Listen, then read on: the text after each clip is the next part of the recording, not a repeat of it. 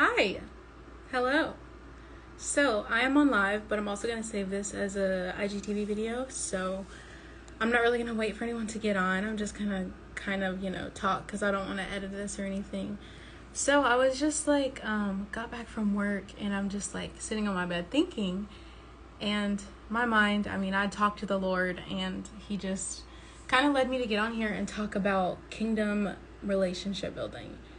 And I just want to talk about how young ladies, when we desire relationships and we may desire to be married one day, whether that's we're waiting for a husband, we prayed and we're waiting for a husband, or we're just we want to be married one day, we want to have kids in the foreseeable future.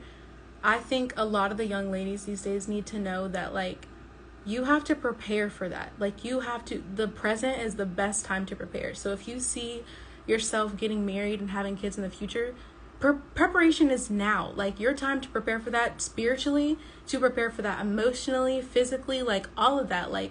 Preparation can look spiritually, asking God, what do you see in me right now? What do I need to be a wife? What do I need to be a faithful wife? What do I need in my character? What do I need to change in my heart? What thoughts do I need to divorce myself from? And then if you think about emotionally, are you being emotionally faithful to God? Because your relationship with God is your substance for every other relationship. So if you have a very strong relationship, I keep seeing these squirrels chase each other on this tree outside. If you have a strong relationship with God, that is a very strong foundation for every relationship. When we talk about specifically a family, we're talking about a husband and children. That is a very strong foundation. So if you're spiritually not sound and you're not standing with God and you can clearly hear him, prayer should be a conversation back and forth. So if you can talk, then God talks, then you talk. If it's not like that, you need to get to that. Just stay in the word and ask the Spirit to lead you. But spiritually preparing, mentally preparing, what thoughts do you have that are not healthy or suitable for the environment of a marriage and suitable for the environment of being a mother? Stuff like that. A lot of young girls, of course, don't think about that, because that just, people don't think about that. But maybe you might, but I know before I got in a relationship with God, I was not thinking about that. And so I don't know where you are in your relationship with God, but I really want to bring to your attention that those are the things you need to think about. If you think about being a mother one day and being a wife, those are the type of preparations you need to do now, because we might assume that, oh, I'll get there and prepare. If you get there and prepare, imagine being a lawyer and having all of your papers and stuff for court supposed to be ready, but you get there, your papers are a mess, looks like you dropped all your entire life in the parking lot, and you're walking in sorry, I'm late. Is that how you want to show up to your future husband and your children? If that's not, then you need to prepare now. You need to get your things in order. So when someone ask you, or in a real life situation, when you meet a man and he's so what do you see in the future? Do you see marriage in the future? You can flip through your papers, hypothetically, and be actually, I have this right here.